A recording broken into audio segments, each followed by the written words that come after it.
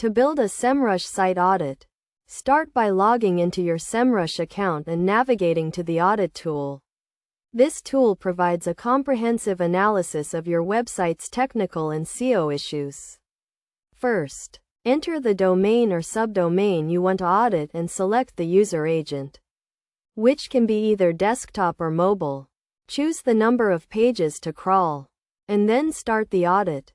The audit process may take several minutes to an hour, depending on the size of your website.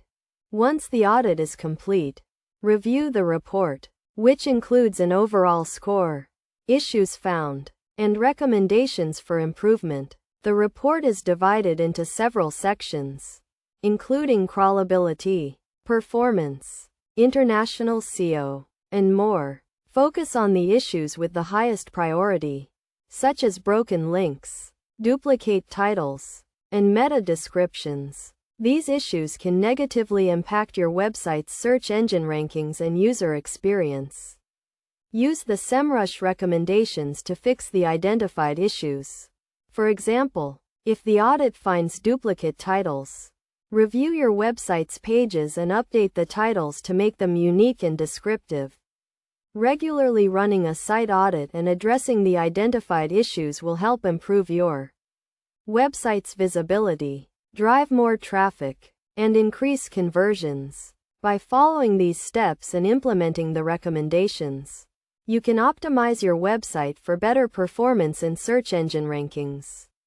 Best practices include running a site audit at least once a month, monitoring your website's technical and SEO issues, and keeping your website up to date with the latest SEO trends and best practices. By doing so, you can ensure your website remains competitive and provides a good user experience. In conclusion, building a Semrush site audit is a straightforward process that provides valuable insights into your website's technical and SEO issues. By regularly running a site audit and addressing the identified issues, you can improve your website's performance, drive more traffic, and increase conversions.